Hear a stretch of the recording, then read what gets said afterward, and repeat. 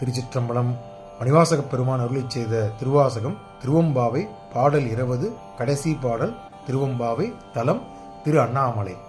போற்றி அருளுகனின் ஆதியாம் பாதமலர் போற்றி அருளுகனின் அந்தமாம் செந்தளிர்கள் போற்றி எல்லா உயிர்க்கும் தோற்றமாம் பொற்பாதம் போற்றி எல்லா உயிர்க்கும் போகமாம் பூங்கடல்கள் போற்றி எல்லா உயிர்க்கும் ஈரமாம் இணையடிகள் போற்றி மால் நான்முகனும் காணாத புண்டரிகம் போற்றியாம் உய்ய ஆட்கொண்டொருளும் பொன்மலர்கள் போற்றியாம் மார்கழி நீராடேலோர் எம்பாவாய்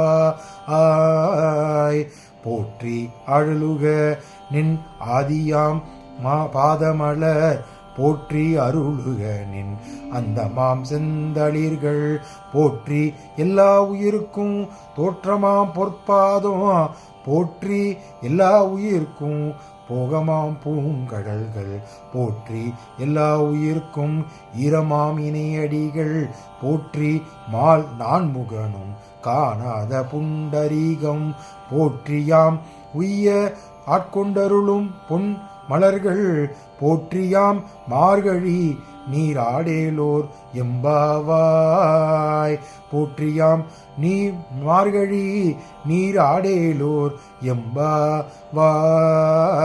திருச்சிற்றம்பலம். திருச்சிற்றம்பலம். இந்த 20ஆம் பாடல் விளக்கத்தை பார்த்து விடலாம். இந்த பாடலில் மணிவாசக பெருமான் மனம் உருகி பாடுகிறார். அவர் என்ன சொல்றார்? போற்றி பாடுகிறார். இந்த போற்றிங்கிறது தான் இந்த பாடலில் ஒவ்வொரு வரியிலையும் வரும். இந்த பார்த்தீங்கன்னா, சிவபெருமானே எல்லாவற்றுக்கும் முதல்வானவன், உன் பாதமலர்களை வணங்குகின்றோம். எல்லாவற்றும் முடிவில்லாத தன்மையுடைய மேன்மையான திருவடிகளை பணிகின்றோம். எல்லா உயிர்களையும் படைக்கின்ற உன் பொற்பாதங்களை சரணடைகின்றோம்.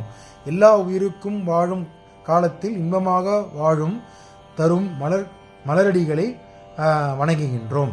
உயிர்களை அழித்து இறுதி காலத்தை தருகின்ற இணையற்ற காலடிகளை போற்றுகின்றோம். திருமாலும் பிரமனும் காண முடியாத உன் மலர்பாதத்தை நாங்கள் வணங்குகின்றோம். எங்களுக்கு பிறப்பற்ற நிலையை தரும் பொன் போன்ற திருவடிகளை பற்றுகின்றோம். இவ்வாறு உன்னோடு ஐக்கியமாகி உன் நினைவுகளுடன் நீர்நிலைகளில் நீராடி இந்த மார்கழி மாதத்தில் மகிழ்கின்றோம் சொல்லி இந்த பாடலை முடிக்கின்றார். மாணிக்கவாசகர் திருவடியை பற்றி மிகவும் அருமையாக, சிவபெருமானுடைய திருவடியை பற்றி மிகவும் அருமையாக வர்ணித்துள்ள பாடல் இந்த பாடல். திருச்சிற்றம்பலம்.